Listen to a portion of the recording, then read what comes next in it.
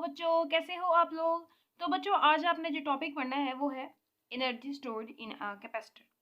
ठीक है, कैपेसिटर में एनर्जी स्टोर होती है तो वो कितनी स्टोर होती है। तो अगर आपने पीछे वाले लेक्चर लिया हुआ है, पीछे वाले टॉपिक्स पढ़े हुए हैं, तो उसमें हमने डिटेल से डिस्कस किया था कि कैपेसिटर क्या होते हैं, कैपेसिटेंस क्या होती है, फिर डाइइलेक्ट्रिक का उसके अंदर रूल क्या होता है, रोल क्या होता है, रूल नहीं रोल। अच्छा, तो अब हम देखते हैं कि कैपेसिटर क्या होता है। हमने पढ़ा था कि कैपेसिटर एक ऐसी डिवाइस होती है जो हमें इलेक्ट्रिकल एनर्जी स्टोर करके देती है। ठीक है, कैपेसिटर इज अ डिवाइस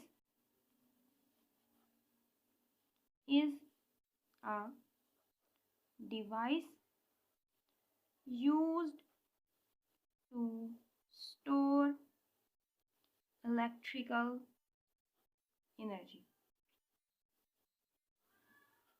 अच्छा, ये तो हमें पता चल गया था, एनर्जी स्टोर करता है ये energy in the form of electric charges. ठीक है, ये तो आपको पता चल गया था, एनर्जी स्टोर करता है इलेक्ट्रिक चार्ज की शक्ल में करता है। क्यों? क्योंकि बेसिकली ये स्टोर चार्ज ही करता है, चार्ज स्टोर करता है ये। अब चार्ज ही आपको इलेक्ट्रिकल एनर्जी देते हैं। जब चार्जेस फ्लो करते हैं तो हमें करंट मिलता है, यानी इलेक्ट्रिकल एनर्जी मिलती है। उसी से आपके पंखे मोटरें शोटरें सारा कुछ चलता है। तो वो कैपेसिटर की हमें ज़रूरत क्या है? कैपेसिटर की ज़रूरत हमें इसलिए है कि कुछ चीज़ें ऐसी होती हैं, कुछ अप्लायंसेस ऐसे होते हैं जिनको स्टार्ट करने के लिए ना नॉर्मल से ज़्यादा करंट चाहिए होता है। एक दफ़ा स्टार्ट हो गया तो फिर वो स्मूथली चलते जाते हैं, और उतना जो करंट है वो आपकी डायरेक्ट मेन सप्लाई जो होती है ना करंट की, वो मुहैया नहीं करती। वो करंट थोड़ा होता है। जैसे आपने देखा होगा कि अगर पंखे का कैपेसिटर जल जाए या ख़राब हो जाए तो पंखा आहिस्ता आहिस्ता आहिस्ता आहिस्ता चलता है। क्यों? क्योंकि उसको स्टार्ट होने के लिए जितनी एनर्जी की ज़रूरत थी, जितने चार्जेस की ज़रूरत थी, जितने करंट की ज़रूरत थी, वो उसको मिला नहीं। इसी वजह से उसने अपनी फुल स्पीड जो थी वो भी अटेन नहीं की। तो अगर आप उसका कैपेसिटर चेंज करा दो तो उसको फुल स्पीड में स्टार्ट होने के लिए जितनी एनर्जी चाहिए उसको कैपेसिटर देगा एक टाइम में, और खुद से वो स्पीड अटेन कर लेगा। तो इस वजह से हम कैपेसिटर बनाते हैं, और कैपेसिटर के चार्जेस को स्टोर करने की सलाहियत जो होती है उसको हम कहते हैं कैपेसिटेंस। उसका फार्मूला भी आपने पढ़ा था, C is equal to Q by V। ये था। अब इसके अंदर एनर्जी स्टोर तो होती है, ये तो आपको पता है। अब स्टोर होती कैसे है? देखो, अगर ये आपके पास पैरेलल प्लेट कैपेसिटर है, हम यहाँ पे पैरेलल प्लेट कैपेसिटर लेते हैं, तो ज़रूरी नहीं होता कि आपने प्लेट्स जो हैं वो सिर्फ रेक्टेंगल ही लेनी है। जैसे कि मैं यहाँ पर रेक्टेंगुलर फॉर्म में ले रही हूँ, ज़रूरी नहीं होता। आप किसी भी शेप में जो प्लेट्स हैं वो ले सकते हो, किसी भी शेप में। लेकिन दो शर्तें हैं, दो नहीं एक ही है, कि जो प्लेट्स हैं उसकी डायमेंशंस सेम होनी चाहिए। जैसे इसका एरिया है सेम होना चाहिए, बिल्कुल बराबर होनी चाहिए। तो चाहे आप सर्कल की फॉर्म में ले लो, दो, किसी भी फॉर्म में दो कंडक्टर आपने लेने हैं, उनका एरिया सेम होना चाहिए, और उनके दरमियान में जो डिस्टेंस है, सेपरेशन है, मैंने तो यहाँ पे ज़्यादा बना दिया है समझाने के लिए, वो एरिया के मुकाबले में कम होना चाहिए। तो फिर ये आपका कैपेसिटर बन जाता है। अब इसके अंदर आप एनर्जी को स्टोर कैसे कराते हो? आप इसको एक्सटर्नल बैटरी के साथ कनेक्ट कर देते हो। ठीक है, एक्सटर्नल बैटरी के साथ जब आप कनेक्ट करते हो तो अभी आपने समझो कि बैटरी बंद की हुई है, उसको आपने ओपन नहीं किया, यानी उसका जो कनेक्शन है वो नहीं दिया, स्विच उसका ओपन है। तो अभी जो कैपेसिटर है इसकी प्लेट्स के ऊपर चार्ज कितना होगा? 0, यानी Q इज इक्वल टू 0 है ना। अभी थोड़ी देर के बाद आप क्या करते हो, यहाँ से बैटरी को स्विच जो है वो क्लोज कर देते हो, और जो चार्जेस जो हैं वो मूव करना स्टार्ट कर देते हैं। सही है, चार्जेस ने अब क्या किया, वो यहाँ से मूव करते करते यहाँ पर आए। यहाँ पर आपने डाइइलेक्ट्रिक रखा हुआ था, उसकी वजह से इलेक्ट्रोस्टैटिक इंडक्शन की वजह से इस प्लेट के ऊपर नेगेटिव चार्ज आ गया। अगर आपने वो डाइइलेक्ट्रिक वाली वीडियो नहीं देखी तो इसी से पीछे वाली वीडियो कंप्लीट कैपेसिटर के ऊपर बनी हुई है, उसके अंदर हमने 3 टॉपिक्स जो हैं वो डिस्कस किए हैं, तो वो आप जाके देख लो तो आपके कॉन्सेप्ट सारे क्लियर हो जाएंगे। तो इस पे नेगेटिव चार्ज आ जाएगा और ये नेगेटिव जो होगा और पॉजिटिव चार्ज यहाँ से इधर आ जाएगा, सॉरी हाँ, यानी यहाँ से पॉजिटिव निकलता जाएगा और यहाँ से पॉजिटिव एंटर होता जाएगा। अब इस प्लेट के ऊपर जब पॉजिटिव और नेगेटिव चार्ज आ जाएगा तो इन दो प्लेट्स के दरमियान में पोटेंशियल डिफरेंस आ जाएगा ना पोटेंशियल डिफरेंस। देखो एक दफ़ा पॉजिटिव चार्ज को जब आपने यहाँ पर कराया तो पोटेंशियल डिफरेंस आ गया, तो अगली दफ़ा जब आपने पॉजिटिव चार्ज को यहाँ पर करवाना है, डिपॉजिट कराना है, तो आपको पहले के मुकाबले में ज़्यादा वर्क करना पड़ेगा। और वो वर्क कौन करेगा? ये एक्सटर्नल सोर्स बैटरी वर्क करेगी। फिर अगली दफ़ा यानी दो चार्ज आपने 2 कूलम लगवा दिया तो पोटेंशियल डिफरेंस और ज़्यादा हो गया। तो तीसरी दफ़ा चार्ज जब आपने डिपॉजिट कराना है तब आपको और ज़्यादा वर्क करना पड़ेगा पहले के मुकाबले में। और वही वर्क जो है वो एनर्जी की फॉर्म में कौन कर रहा है? बैटरी कर रही है। तो ये वर्क जो होता है, एनर्जी जो यहाँ से बैटरी यूज़ कर रही है वो किधर जा रही है? वो यहाँ पर स्टोर हो रही है इस कैपेसिटर के अंदर। यानी अगर आपका 2 फैराड का कैपेसिटर है तो इसका मतलब है कि जब आप 2 कूलम चार्ज को यहाँ पर डिपॉजिट कराते हो तो प्लेट्स के दरमियान में पोटेंशियल डिफरेंस 1 वोल्ट होता है। फैराड को हम कूलम पर वोल्ट भी तो लिखते हैं ना, 2 कूलम पर वोल्ट। इसका मतलब है कि जब आप 2 कूलम चार्ज डिपॉजिट कराओगे तो 1 वोल्ट का पोटेंशियल डिफरेंस होगा। अगली दफ़ा 2 कराए तो पोटेंशियल डिफरेंस 1 वोल्ट का और बढ़ जाएगा, यानी अब 2 हो जाएगा। तीसरे चक्कर में जब आप 2 कूलम पूरे कर दोगे तो वोल्टेज जो होगा वो 3 वोल्ट का हो जाएगा पोटेंशियल डिफरेंस। सही है, समझ आ गई? और जब बैटरी जो है वो वर्क हर बार हर चक्कर में उसको ज़्यादा वर्क करना पड़ रहा है, तो वही वर्क इस एनर्जी में इस कैपेसिटर में एनर्जी की फॉर्म में स्टोर हो जाता है। अब जो वर्क करती है वो बैटरी इस चार्ज को यहाँ पर डिपॉजिट कराने के लिए, उसको हम कैसे लिख सकते हैं? उसको हम लिख सकते हैं, आपको फार्मूला याद होगा, पोटेंशियल डिफरेंस का फार्मूला होता था work done per unit charge. याद है क्या होता था भला? Work done per unit charge to move a point from one point to another, यानी एक पॉइंट से दूसरे पॉइंट तक एक चार्ज को, यूनिट चार्ज को लाने के लिए आपको जितना वर्क करना पड़ता था वो पोटेंशियल डिफरेंस होता था इन 2 पॉइंट्स के दरमियान में। अब अगर ये वर्क जो है, जब आप फील्ड की ऑपोजिट डायरेक्शन में जाते हो तो एक्सटर्नल वर्क करना पड़ता था। एक्सटर्नल वर्क जो था वो पोटेंशियल एनर्जी की फॉर्म में स्टोर हो जाता था चार्ज के अंदर, बिल्कुल उसी तरह से जिस तरह से अब चार्ज स्टोर पोटेंशियल एनर्जी की फॉर्म में स्टोर हो रहा है। तो वर्क की जगह पे हम पोटेंशियल एनर्जी लगा लेते हैं U ओवर Q। अब आपको तो पोटेंशियल एनर्जी चाहिए ना, तो ये Q इधर आके क्या हो जाएगा? मल्टीप्लाई, तो QV इक्वल टू U। अभी आपके पास इतना है। याद रखना बेटा कि जब इनिशियल पोजीशन पर जब आपने चार्ज जो कैपेसिटर था, यानी अभी आपने बैटरी को कनेक्ट नहीं किया था, तो उस पोजीशन पर चार्ज जो था वो 0 था। अब यहाँ पर अगर आपने स्मॉलर लगाया है तो यहाँ पर भी आप स्मॉलर ही लगाओगे, ठीक है? अब जब आपने बैटरी कनेक्ट नहीं की थी तब इतना था, Q 0 था। जब बैटरी को कनेक्ट कर दिया तो इतना हो गया। तो अगर आपने एवरेज पोटेंशियल एनर्जी निकालनी है, ये है फाइनल पोटेंशियल एनर्जी।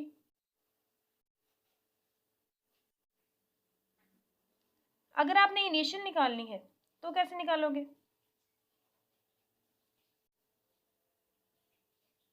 वो Q तो यहाँ पे 0 है ना, तो 0 इंटू V, तो ये हो जाएगा 0।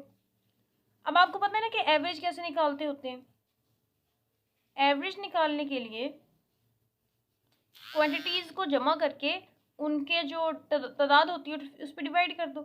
तो यहाँ पर क्या है? QV plus 0/2। तो एवरेज पोटेंशियल एनर्जी आपके पास आ गई 1/2 QV। ओके, चार्ज किया गया। अब आपको पता है Q इज इक्वल टू किसके बराबर होता है? CV।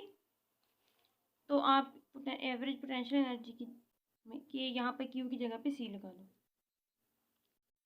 तो CV इंटू V, तो ये हाफ CV का स्क्वायर।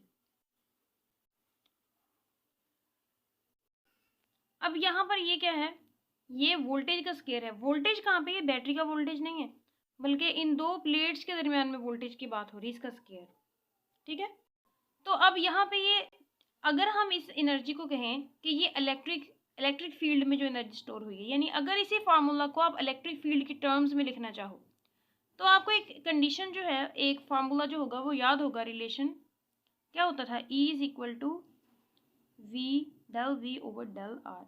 जाना पहचानना लग रहा है? ये वही वाला फार्मूला है जो आपने उधर ग्रेडियंट वाले में पढ़ा था। तो इसको आप ऐसे लिख सकते हो, V बाई डी, अगर इन दो प्लेट्स के दरमियान में जो सेपरेशन है वो D के बराबर हो। लिख सकते हो ना? तो यहाँ से पोटेंशियल डिफरेंस किसके बराबर आ जाएगा, E D equal to V। ऐसा ही है। तो ये आपके पास फॉर्मूला क्या आ गया पोटेंशियल एनर्जी का, 1/2 CE/D और इस पूरे का स्क्वायर, यही आ गई ना। अब पैरेलल प्लेट कैपेसिटर आपने यूज किया है, तो उसका फॉर्मूला आपको याद है कुछ, कि पीछे वाले टॉपिक में आपने क्या निकाला था? वो आपने निकाला था कि C is equal to A epsilon nought epsilon R over D, यही था ना। तो इसको भी लगा दो यहाँ पर, तो ये आपके पास आ जाएगा 1/2 कैपेसिटेंस की जगह पे क्या आ गया, A epsilon nought epsilon R over D, और यहाँ पर E का स्क्वायर और D का स्क्वायर, D से D कैंसिल आउट हो गया। तो पोटेंशियल एनर्जी आपके पास किसके बराबर आ गई, half area permittivity of free space, relative permittivity D और E का स्क्वायर। सही है। अब देखने में यहाँ पर सारे कांस्टेंट आ रहे हैं, लेकिन जो इसकी डायमेंशंस और यूनिट्स होंगे वो किसके होंगे, एनर्जी के होंगे, जूल में होंगे। अब ये आपके पास टोटल पोटेंशियल एनर्जी आ गई है कि आपका जो कैपेसिटर है उसमें कितनी एनर्जी स्टोर है। अगर बजाय एनर्जी के आप एनर्जी डेंसिटी की बात करना चाहो, एनर्जी डेंसिटी क्या होती है, एनर्जी डेंसिटी देखो हर चीज़ की डेंसिटी होती है ना। वॉल्यूम डेंसिटी क्या होती है, मास per unit volume, mass per unit time, per unit area. इसी तरह एनर्जी डेंसिटी अगर वॉल्यूम के लिहाज से आपने देखनी हो तो क्या होगी, एनर्जी डेंसिटी क्या होगी, एनर्जी पर यूनिट वॉल्यूम, यही होगी ना। एनर्जी का फार्मूला तो आपके पास आ गया है ऑलरेडी, तो ये क्या आ जाएगा, हाफ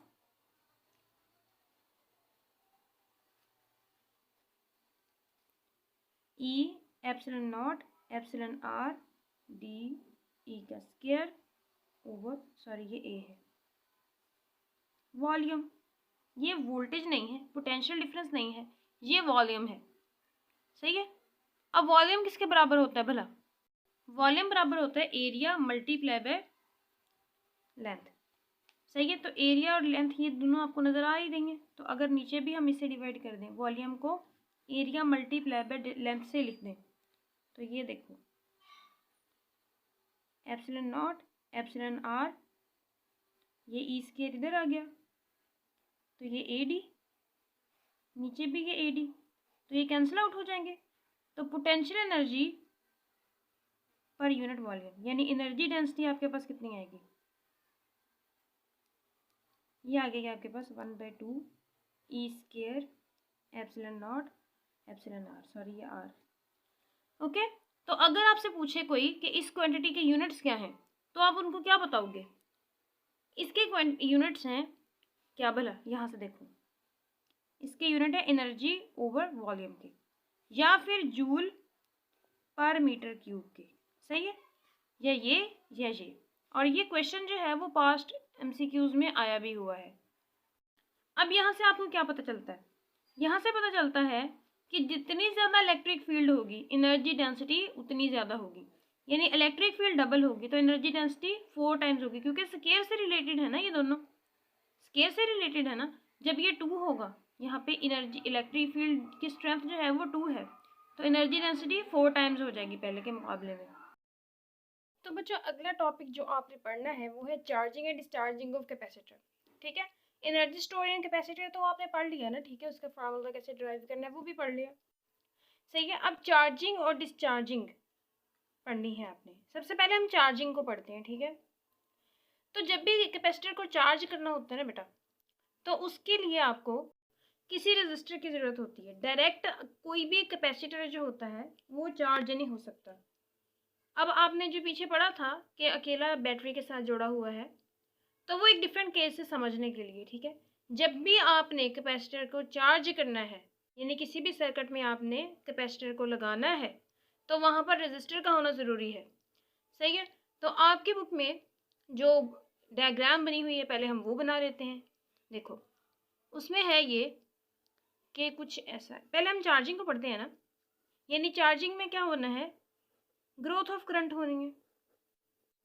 अब आपको लगता है कि अगर हमने कैपेसिटर को जोड़ा किसी भी बैटरी के साथ थ्रू रजिस्टर, तो चार्ज जो होगा वो एकदम से कैपेसिटर में आ जाएगा, नहीं, बल्कि क्या होगा, आहिस्ता आहिस्ता चार्ज जो होता है वो बैटरी से निकलकर क्या करता है भला। यहाँ पर मैं सिंपल डायग्राम अभी बना देती हूँ आपको, ठीक है, अकेले रजिस्टर की, बाद में हम उसको भी डिस्कस कर लेंगे। देखो समझने के लिए हम सिर्फ एक डायग्राम बनाते हैं कैपेसिटर और रजिस्टर की। ये है आपका कैपेसिटर, साथ में आपने लगाया हुआ है रजिस्टर, और यहाँ पर है बैटरी, ओके। ये बैटरी का पॉजिटिव टर्मिनल है और ये नेगेटिव टर्मिनल है। ओ सॉरी, ये पॉजिटिव है, रजिस्टर वाली साइड जो होती है वो पॉजिटिव होती है। अब होगा क्या कि करंट जो होगा वो फ्लो करना स्टार्ट कर देगा यहाँ से यहाँ, क्योंकि होता ये है कि इलेक्ट्रॉन्स की वजह से ही होता है। ऑफ कोर्स इलेक्ट्रॉन्स निकलते हैं, लेकिन हम हमेशा कन्वेंशनल करंट कंसीडर करते हैं, तो इस वजह से करंट जो होगा वो यहाँ पर एंटी क्लॉकवाइज फ्लो करना स्टार्ट कर देगा रजिस्टर में से कैपेसिटर में। अब होगा क्या, होगा ये बेटा, देखो अभी यहाँ पे कैपेसिटर जो है उसको आपने बैटरी के साथ कनेक्ट नहीं किया समझो, तो तब यहाँ पे चार्ज कितना था, 0।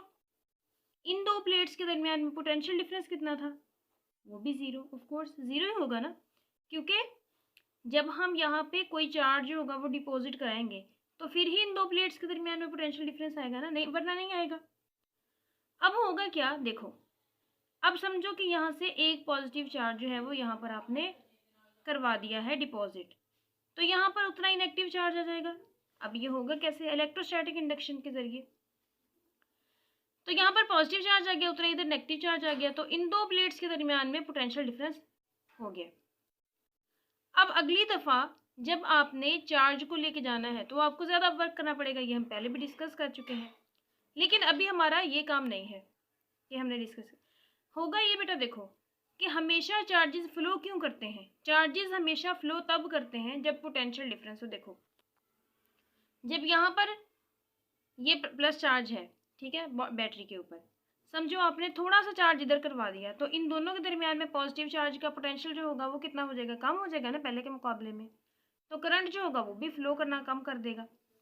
आहिस्ता आहिस्ता जैसे जैसे चार्जेस यहाँ पर फ्लो करते जाएंगे, इन दो प्लेट्स के दरमियान में पॉजिटिव चार्ज का जो डिफरेंस है यानी पोटेंशियल डिफरेंस है वो कम होता जाएगा, यानी इसके ऊपर पॉजिटिव चार्ज ज़्यादा होता जाएगा, इस पे पॉजिटिव चार्ज कम होता जाएगा, और आहिस्ता आहिस्ता इनके दरमियान में जो फ़र्क है वो कम होता जाएगा। तो इसी फ़र्क की वजह से जो करंट की मिकदार है वो भी कम होती जाएगी। पहले जब यहाँ पर 0 चार्ज था तब करंट ज़्यादा ज़्यादा ज़्यादा ज़्यादा, जैसे ही यहाँ पर चार्ज आया इन दोनों के दरमियान में पोटेंशियल डिफरेंस कम हो गया, तो चार्ज और कम हो गया, ठीक है, और आहिस्ता आहिस्ता वो कम होता गया होता गया होता गया। एक टाइम ऐसा आया कि यहाँ पर पोटेंशियल डिफरेंस बहुत कम रह गया। चार्जेस क्यों फ्लो करते हैं, ये आपने पढ़ा हुआ है ना छोटी क्लासेस में भी, कि बैटरी चार्जेस हमेशा ज़्यादा पोटेंशियल से कम पोटेंशियल की तरफ जाते हैं, तो यहाँ पर तो पोटेंशियल अब बराबर होता जा रहा है ना, तो इस वजह से क्या होगा कि चार्जेस के फ्लो का रेट भी कम हो जाएगा, जिसके नतीजे में करंट जो होगा वो भी कम होता जाएगा।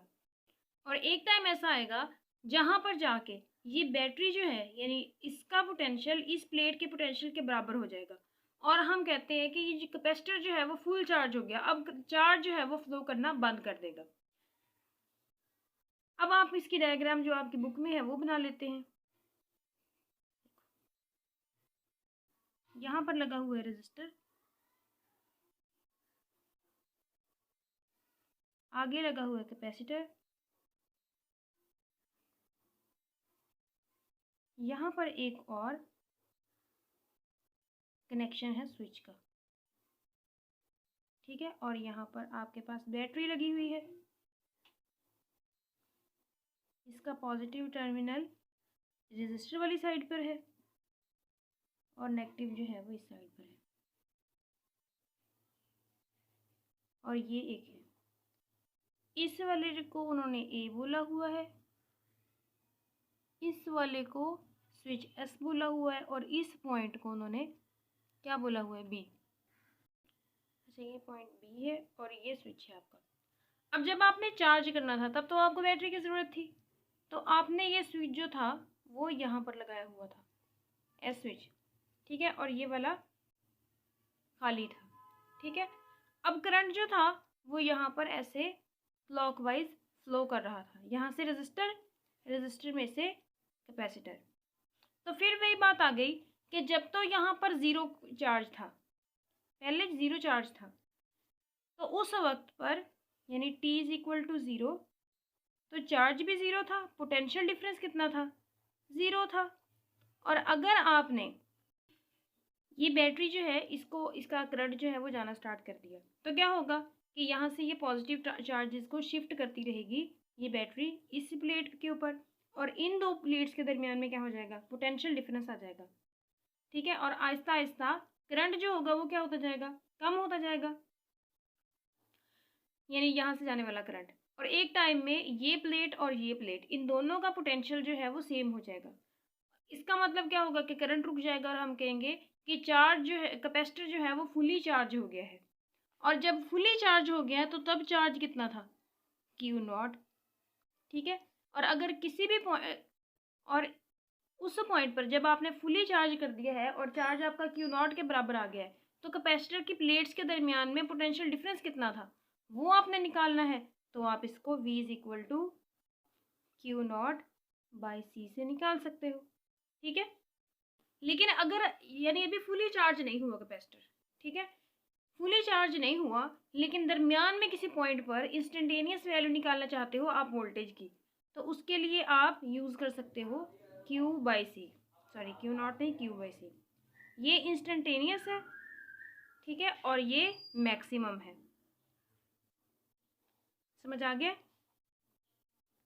अब बच्चे पता क्या, जो कैपेसिटर होता है ना, जैसे मैंने आपको बताया, क्या भला, ये मैंने ये बताया कि जैसे जैसे यहाँ पर इन दो प्लेट्स के दरमियान में पोटेंशियल डिफरेंस कम होता जाएगा, यानी चार्जेस की कंसंट्रेशन जो है वो कम होती जाएगी, फ़र्क कम होता जाएगा, यानी इस पर चार्ज बढ़ रहा है, इस पर कम हो रहा है, तो जब तक ये बराबर नहीं आ जाते, इनका जो फ़र्क है आपस का वो कम होता जाएगा। और वो फ़र्क जैसे कम होगा वैसे वैसे करंट की जो वैल्यू है वो भी कम होती जाएगी। ऐसे ही है, पहले जब करंट यहाँ पर मैक्सिमम चार्ज था, यहाँ पर ज़ीरो था, तो चार्ज जो था वो ज़्यादा फ्लो कर रहा था, अब कम। अब ये चीज़ खैर इतनी बार बता चुकी हूँ कि आप खुद सुन के बोर हो गए होंगे, लेकिन इसका ना एक कॉन्सेप्ट भी है, देखो। अब इसका कॉन्सेप्ट क्या है कि अगर यहाँ पर हम करंट और टाइम के दरमियान में ग्राफ बना लें तो कैसा ग्राफ बनेगा, समझो इस डायरेक्शन में ये टी है, इस डायरेक्शन में आपका करंट है आई, तो पहले तो वो आपके पास ज़्यादा तेज़ी से बढ़ेगा ऐसे, लेकिन बाद में आहिस्ता आहिस्ता आहिस्ता आहिस्ता उसकी वैल्यू जो है वो कम होती जाएगी। देखो पहले वो ज़्यादा तेज़ी से बढ़ा और आहिस्ता आहिस्ता कम होती जाएगी, ठीक है। और इनफाइनाइट पॉइंट पर जाके आपका जो चार्ज होता है वो फुली चार्ज होता है, यानी अगर यहाँ पर मैं क्यू नॉट यानी मैक्सिमम चार्ज लगा दूँ तो इसको अटेन करने में इसको इनफाइनाइट टाइम लग जाएगा, ठीक है। अब यहाँ पे आप कहोगे कि इनफाइनाइट टाइम क्यों लगेगा, इनफाइनाइट टाइम इसलिए लगेगा कि देखो शुरू शुरू में क्या हुआ कि करंट ज़्यादा सा था और वो तेज़ी से चार्ज की तरफ बढ़ता गया।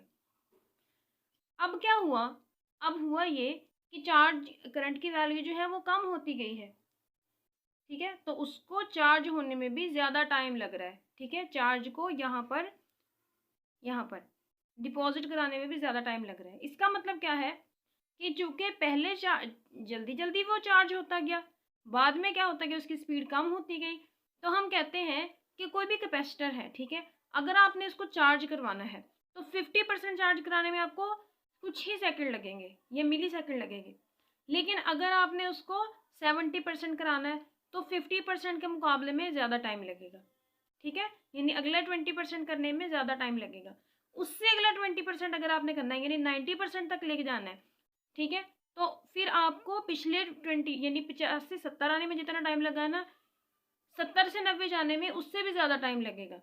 और अगर आपने 90 से 99 पर जाना है, 90 से 99 पर जाना है, तो पिछले 20 मिनट के मुकाबले में इन 9 मिनट में ज़्यादा वक्त लगेगा। समझ आ रही है? ठीक है। और 99% से आगे जाने में आपको और ज़्यादा टाइम लगेगा, करोड़ों मिनट्स लग जाएंगे। क्यों? क्योंकि इनफाइनाइट पॉइंट पर जाके ये मिलते हैं, ठीक है। और ऐसा क्यों होता है, ठीक है, इसकी दूसरी लॉजिक क्या है वो भी हम पीछे वाली वीडियोस में कर चुके हैं। वो इस वजह से कि जब हम यहाँ पर चार्जेस जो हैं उसको डिपॉजिट कराते जाते हैं, ठीक है, तो क्या होता है कि इन दो प्लेट्स के दरमियान में पोटेंशियल डिफरेंस बढ़ता जाता है। यानी एक दफ़ा चार्ज को आपने डिपॉजिट करा दिया तो पोटेंशियल डिफरेंस 1 वोल्ट का प्रोड्यूस हो गया। अगली दफ़ा जब आपने करवाया तो आपको पहले के मुकाबले में ज़्यादा वर्क करना पड़ेगा due to this potential difference between the plates. अब अगली दफ़ा आपको और ज़्यादा वर्क करना पड़ेगा। यानी हर दफ़ा जब आप अपना नया चार्ज लेके जाओगे, नई खेप लेके जाओगे चार्जेस की, तो बैटरी को एक्सटर्नल वर्क ज़्यादा करना पड़ेगा हर दफ़े में।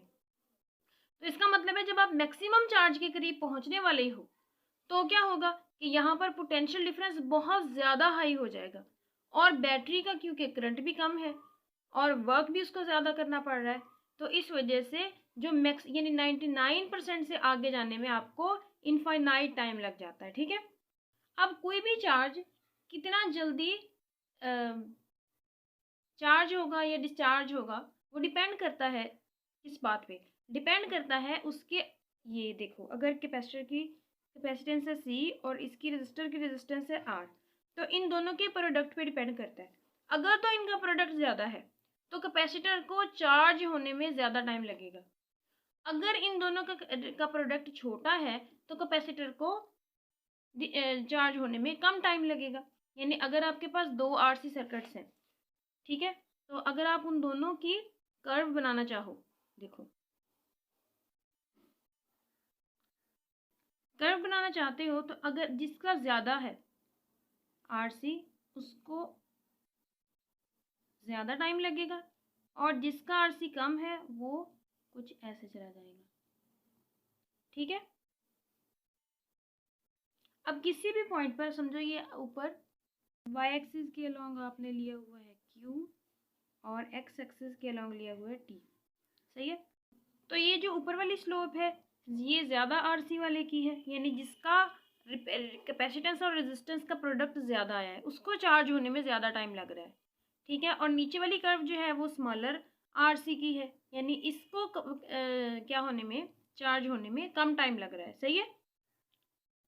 अब ये जो आर और सी का प्रोडक्ट होता है ना, आर सी जिसको आप कहते हो, ठीक है, इसको इसको हम कहते हैं टाइम कांस्टेंट, टाइम कांस्टेंट। अब टाइम कांस्टेंट इसको क्यों कहते हैं, क्योंकि इन दोनों का जो यूनिट्स हैं वो टाइम के आते हैं। वो भी हम प्रूव कर लेंगे बाद में, आपकी बुक में दिए हुए हैं तो वो भी करेंगे, सही है। अब कांस्टेंट है, ये टाइम कांस्टेंट है, तो ये कौन सा टाइम है, ठीक है। अब देखो अगर मैक्सिमम चार्ज जो है वो आपके पास क्यू नॉट आ रहा है, ठीक है, तो मैक्सिमम चार्ज का 0.63% यानी 0.63% जो चार्ज है उसको डिपॉजिट कराने में के लिए जितना टाइम लगता है, तो हम इसको लिख सकते हैं this is time to deposit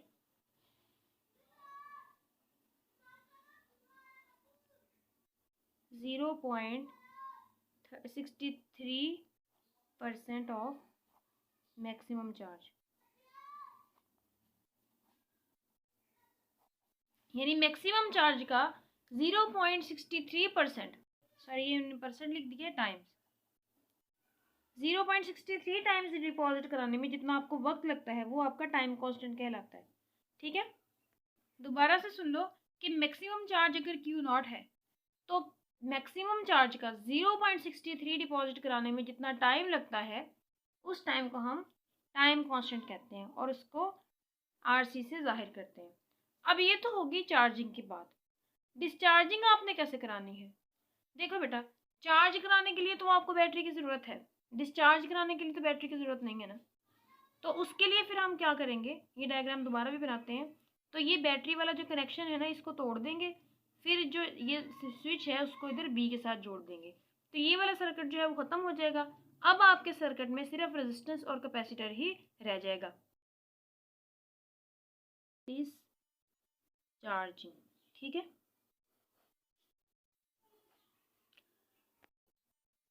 अब डिस्चार्जिंग कैसे होती है? सही है, उसी जो आपका सर्किट बना हुआ है इसी को हम दोबारा बनाते हैं। देखो, यहाँ पर लगा हुआ है रजिस्टर,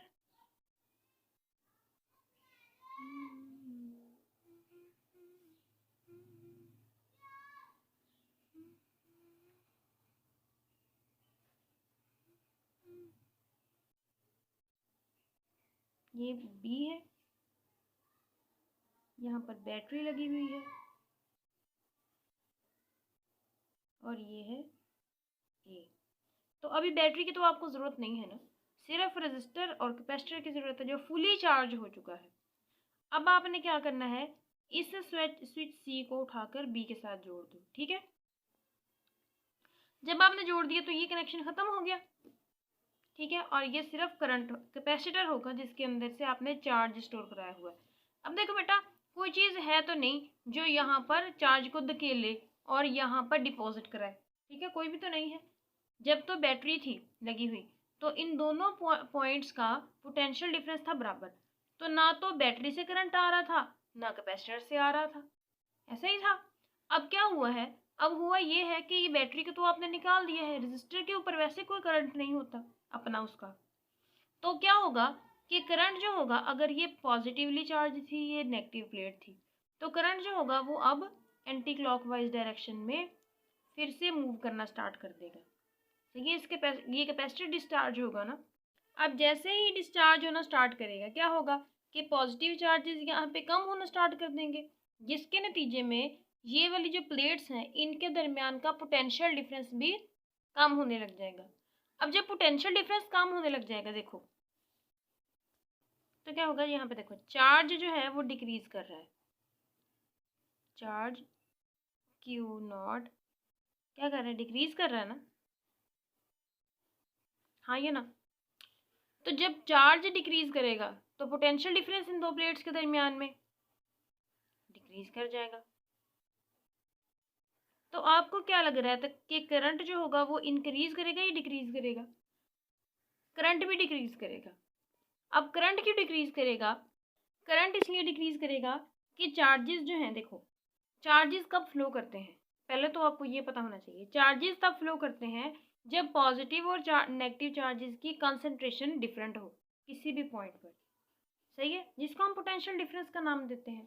अब यहाँ पर देखो ये पॉजिटिव चार्ज है, यहाँ पर नेगेटिव चार्ज है, तो अब चार्जेस जो होंगे वो क्या करेंगे, यहाँ से मूव करेंगे।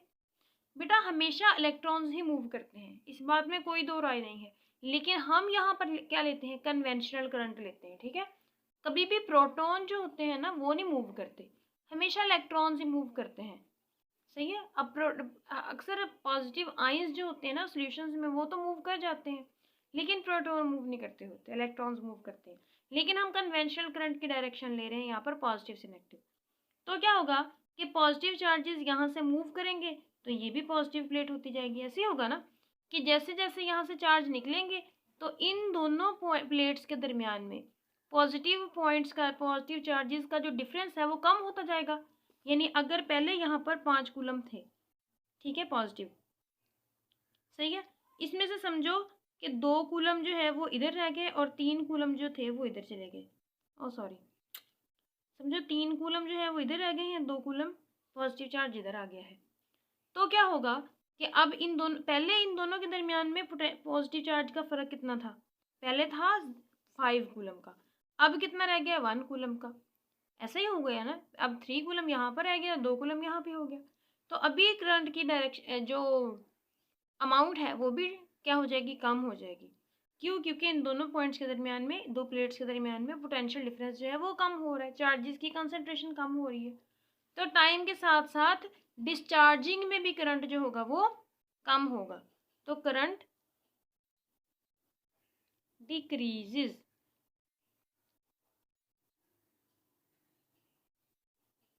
ओके, तो करंट चार्जेस जो होंगे वो मैक्सिमम से ज़ीरो पर आ जाएंगे, पोटेंशियल डिफरेंस जो होगा वो भी मैक्सिमम से ज़ीरो पर आ जाएगा, और एट द एंड जब ये डिस्चार्ज पूरा हो जाएगा तो करंट जो होगा वो भी मैक्सिमम से ज़ीरो पर आ जाएगा। तो अगर आप इसका ग्राफ बनाना चाहो, कैसे? देखो, डिस्चार्जिंग का ग्राफ बिल्कुल चार्जिंग के क्या होता है, उलट होता है। जो जिसका आरसी यानी कांस्टेंट जो है, टाइम कांस्टेंट, इन दोनों का प्रोडक्ट ज़्यादा होगा, वो डिस्चार्ज होने में ज़्यादा टाइम ही लगाएगा, और जो जिसका जो आरसी कम होगा टाइम कांस्टेंट, वो जल्दी जल्दी डिस्चार्ज हो जाएगा। ठीक है, सॉरी ऐसा नहीं, ये ऐसे, ठीक है, ज़ीरो पर चार्ज पे पहुंच गए। समझ आ गई? अब कुछ डेफिनेशंस है। सबसे पहले तो टाइम कांस्टेंट की डेफिनेशन जो आप बुक में लिखी हुई है, जो आप एग्जाम में लिख के आनी है, वो कौन सी होगी? It is time in which charge on capacitor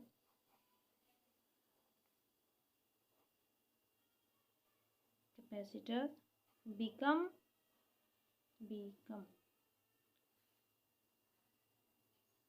0.63 times of maximum charge.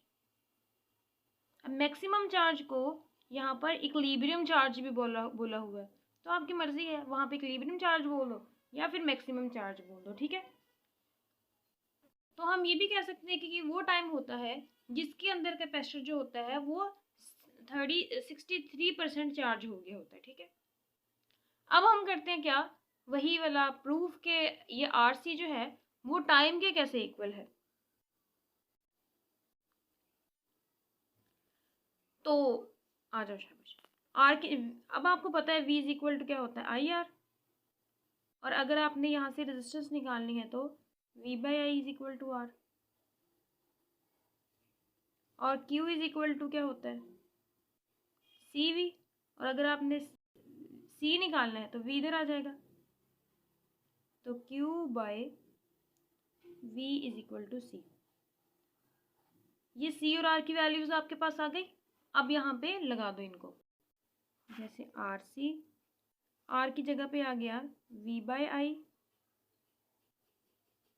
और इसकी जगह पे आ गया क्यू बाय वी, तो वी से वी कैंसिल आउट हो गया, ये आ गया चार्ज ओवर करंट। अब आपको पता है ना करंट क्या होता है, चार्ज पर सेकंड ही होता है ना, तो इसको भी आप ये लगा दो, तो ये उल्टा हो जाएगा, Q multiply by T by Q, यानी ऐसे हो जाएगा, क्यू से क्यू कैंसिल आउट हो गया और ये टी। समझ आ गई? तो इस वजह से ये टाइम कांस्टेंट होता है। तो इसका मतलब है कि ohm multiply by farad equal to 1 second. ठीक है, तो बच्चों ये था आज का आपका लास्ट लेक्चर। होप सो आपको समझ आ गई होगी। मिलते हैं अगले लेक्चर में, तब तक के लिए आप अपना ख्याल रखना। अल्लाह हाफिज़।